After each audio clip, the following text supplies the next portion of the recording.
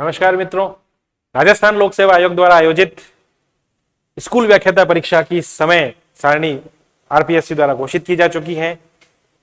अक्टूबर के प्रथम माह में जीएस का पेपर, जो पेपर फर्स्ट है, वह आयोजित होगा और उसी के पश्चात विभिन्न विषयों के पेपर सेकंड आयोजित होंगे। आज हम इतिहास विषय के संदर्भ में, स्कूल व्याख्याता इतिहास विषय के संदर्भ में इन 3 महीनों के अंतर्गत हमें कैसे तैयारी करनी है कि हमारा सिलेक्शन सुनिश्चित हो सके, और जो नया सिलेबस आरपीएससी द्वारा दिया गया है उस सिलेबस की बिंदुओं पर हम चर्चा करेंगे। तो सबसे पहले हम थोड़ा सा इस इतिहास विषय के जो विभिन्न खंड हैं उनके बारे में बात करते हैं। इतिहास विषय जो स्कूल व्याख्याता का आपका पार्ट 2 है, इस पार्ट 2 में 300 मार्क्स रहेंगे और कुल सवालों की संख्या है 150, जिसमें आपके इतिहास, मनोविज्ञान और तीसरी यूनिट के रूप में, ये तीनों ही पार्ट तीसरी यूनिट के रूप में आपके पेडागोगी, टीचिंग मेथड्स शामिल हैं। इन तीनों के अंतर्गत आपके 150 क्वेश्चन रहेंगे और इस हिसाब से इतिहास में आपके 120 के लगभग सवालों की संख्या रहेगी। और इस इतिहास के बारे में हम आज की क्लास में अध्ययन करेंगे, कैसे हमें तैयारी करनी है, नया सिलेबस है, इस नए सिलेबस में क्या नए नए बिंदु जोड़े गए हैं, क्या टॉपिक हटाए गए हैं और कैसे किन टॉपिक्स पर हमें विशेष सावधानी बरतनी है, उनके बारे में हम अध्ययन करेंगे। इस इतिहास की बात करें जो हमारे आज की क्लास का विषय है, तो इसके अंतर्गत हमें इतिहास को 5 कालखंडों में आपके सिलेबस में बांटा गया है। प्राचीन भारत का इतिहास, मध्य भारत का इतिहास, आधुनिक काल का इतिहास, विश्व इतिहास, और जो नया इस बार जोड़ा गया है वह है आपका राजस्थान का इतिहास। जो पुराने विद्यार्थी हैं जिन्होंने पिछली बार भी स्कूल व्याख्याता का पेपर दिया था और किसी वजह से वो सफल नहीं हो पाए, तो मेरा उन रूप से विशेष अनुरोध है कि कृपया पुराने सिलेबस और इस बार जो आरपीएससी ने नया सिलेबस दिया है उस सिलेबस में हर खंड के अंतर्गत कुछ कुछ चेंजेस किए हैं, तो नए सिलेबस के अकॉर्डिंग आप अध्ययन करें। कुछ ऐसे टॉपिक्स हैं जो हटाए गए हैं और कुछ नए टॉपिक्स जोड़े गए हैं। जैसे सीधे सीधे हम बात करें तो विश्व इतिहास में जो प्राचीन सभ्यताएं थी, इस्लाम और ईसाई धर्म था, वो इस बार आपके सिलेबस में नहीं है। तो इसके साथ कुछ नए टॉपिक जोड़ दिए गए हैं, जैसे अरब जगत, दक्षिण पूर्वी एशियाई देश और अफ्रीकी देशों में राष्ट्रीय आंदोलन का विकास।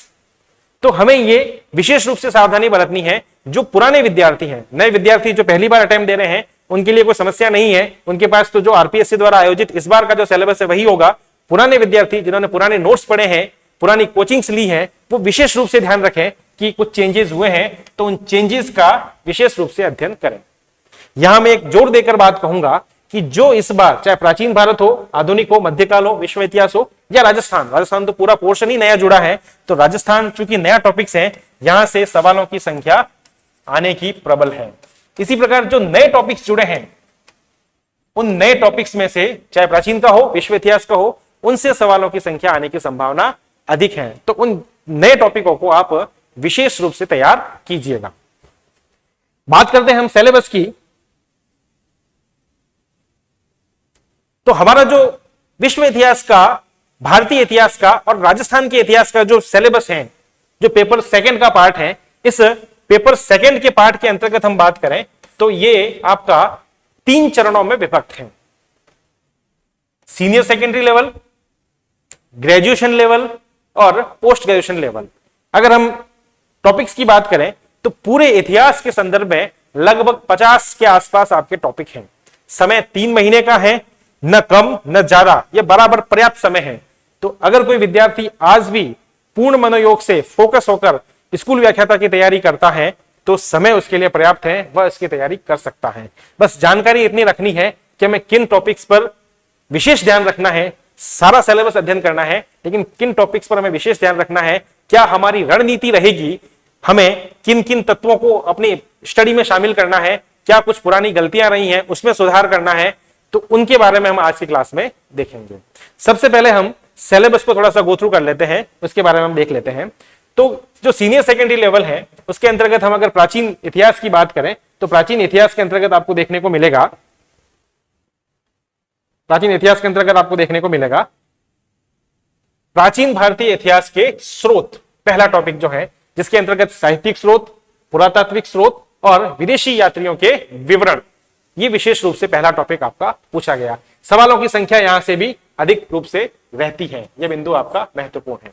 इसके अलावा नेक्स्ट जो टॉपिक है प्राचीन भारतीय इतिहास में, हड़प्पा सभ्यता या सरस्वती सिंधु सभ्यता, उसका उत्थान, पतन, नगरीकरण, अर्थव्यवस्था, समाज, संस्कृति, इसके बारे में, और जो उसकी कल्चर, जो उसकी आर्कियोलॉजिकल साइट्स हैं, विभिन्न जो पुरातात्विक स्थल हैं हड़प्पा सभ्यता से संबंधित, विशेषकर राजस्थान के संदर्भ में, उनके बारे में आपको अध्ययन करना है।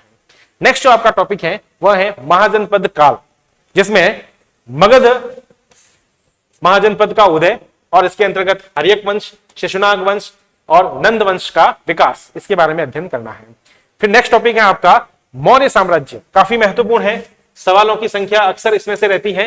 मौर्य साम्राज्य की स्थापना, उसका प्रसार, प्रशासन, अर्थव्यवस्था, आर्ट एंड आर्किटेक्चर, कला एवं स्थापत्य, इसके बारे में सवाल अक्सर रहते हैं।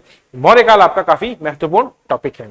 फिर मध्यकाल की बात करें तो दिल्ली सल्तनत की स्थापना, दिल्ली सल्तनत का विस्तार, उसका प्रशासनिक व्यवस्था, सैन्य व्यवस्था, भू राजस्व व्यवस्था, एकता प्रणाली, इसके बारे में अध्ययन करना है।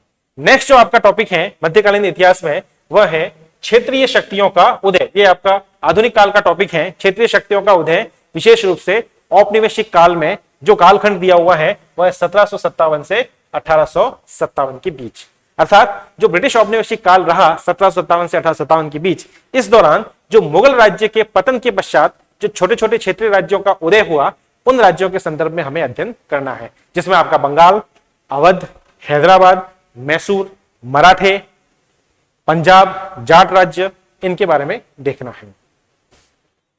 नेक्स्ट टॉपिक है आधुनिक भारतीय इतिहास का, वह है ब्रिटिश सत्ता का विकास। इसके अंतर्गत आपको अध्ययन करना है कि कैसे ईस्ट इंडिया कंपनी और परवर्ती काल में ब्रिटिश शासन ने भारतीय राज्यों और देशी रियासतों पर अपनी सर्वोच्चता को स्थापित किया। उसके लिए उसने युद्धों को, कुशासन का आधार, गोद निषेध प्रथा और विभिन्न प्रकार की संधि प्रणाली, इसको अपनाया था। तो उसके रेफरेंस में हमें ब्रिटिश से सर्वोच्च सत्ता का विकास को देखना है। इसके जो विभिन्न चरण हैं, उस चरणों के बारे में हमें बात करनी है।